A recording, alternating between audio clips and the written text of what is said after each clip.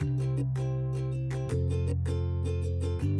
everyone, welcome to my kitchen. In today's dinner series, I'm going to be showing you how to make a stuffed paratha that's going to be stuffed with some raw papaya and red capsicum along with some green chilies, ginger, amchur and some other masalas. I'm going to be serving it along with a wholesome carrot and peanut salad and a Makhana Raita. Let me just begin and start right away. So now to begin, first I'm going to be making the atta for the stuffed paratha, and I'm going to be using a whole wheat chakki atta. I'm going to add in the flour. It's one of my favorite flours. Soft, smooth, perfect for making pulkas, just like the olden days where we used to grind our whole wheat in chakki mills. I'm going to add in some salt because paratha dough always needs some salt. Okay, mix it up and then slowly add little water at a time and knead to make a nice smooth dough.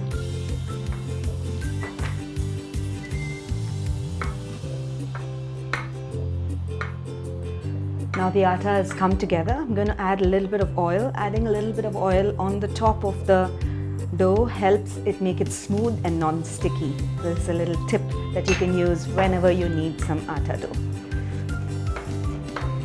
And knead the atta dough for a good 3 to 4 minutes so it becomes nice and soft, and when you make parathas it'll be really flaky. So now that the dough is done, I'm going to keep it aside to rest for some time so we can make the stuffing mixture. The stuffing has to be cooked in a pan until it becomes soft, and then we can fill it in to make a paratha. To begin making the stuffing, I'm going to add in some oil into my heated pan and add the onions, add the red capsicum that's finely chopped, the raw papaya, and some green chilies, and of course ginger. Now add in all the masalas as well, which is turmeric powder, red chili powder, and a little bit of garam masala powder and salt. We'll saute this mixture until all the ingredients become soft. It should become really soft. It should be well roasted. You'll have a little wettish texture. If it's a little more wettish, then evaporate the water by increasing the heat so that we can stuff it in to make a paratha. Notice the raw papaya and the red capsicum has softened and it's become soft. You give it a bite and taste whether your salt and spices are okay. And if you wish, you could also add a little bit of amchur powder to give it that little chatpata taste. Okay, so I'm going to now move this aside. I'm going to stuff the paratha and then cook it. Now for the stuffing, I have divided my dough into portions. I'm going to dust it in flour. It's important when you're making stuffed paratha that it doesn't stick, because sometimes the filling can be a little wet and might stick to your dough. So I'm just going to dust the dough in flour and roll it into a small 3-inch diameter circle. And to this, I'm going to take a portion of the stuffing mixture and then place it in the center. And once I've placed it, I'm going to bring the edges of the dough towards the center together and make it into a potli, a pocket. And if there's any excess dough on the top, remove it, keep it to the side and use it to making other parathas. Press it down, remove any air that is there in the filling. Dust it in flour once again so it doesn't stick when you roll. Okay, and roll it lightly.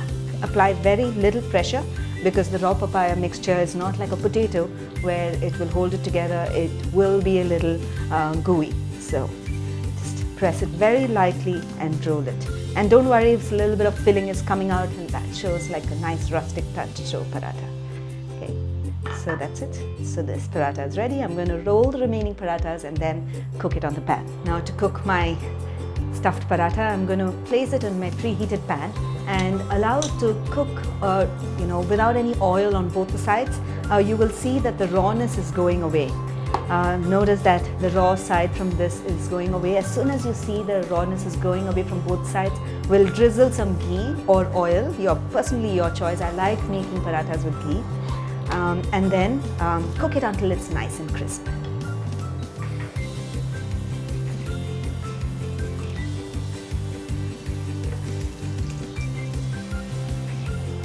So it's been a few minutes, maybe about a minute, and the paratha is nice and crisp and it's got a good brown, golden brown on both sides. When I tap it, I can know that it's crisp. I'm going to take it out, plate it and cook the parathas the similar way. Now that the stuffed parathas are ready, I'm going to make the raita, which is made from makhana. It's extremely simple. What I did was whisked up the dahi really well until it's nice and fluffy. And I have some roasted makhana over here. What I did was the fresh makhana that you get, roasted it lightly in ghee, and I usually store it, and it's a great healthy snack, and it makes a great raita as well. In fact, if you're going to be making a curry, you can add the makhana into the curry and it will taste brilliant. So I'm just going to add in the roasted makhana, and to this I'm going to add in the salt, some red chili powder, and a little bit of jeera powder. So, and just mix all of this up. Quickly add in some coriander leaves as well, so it gives in the color, and give it a stir. And your raita is ready, and I'm going to quickly whip up a salad, a wholesome salad dinner with paratha, raita and salad will be just ready in a jiffy. Okay, I'm going to keep this makhana raita aside, and I'm going to show you how to prep the salad. Now for our salad, I have some cucumber, tomato and green chilies over here. I'm going to add it into my mixing bowl. It's just finely chopped. And add some grated carrots. Okay. And I'm going to add some pomegranates. You can also add green capsicum finely chopped, and it'll taste really nice. We'll sprinkle some salt. And then I'm going to squeeze in some lemon, and our salad is ready for dinner.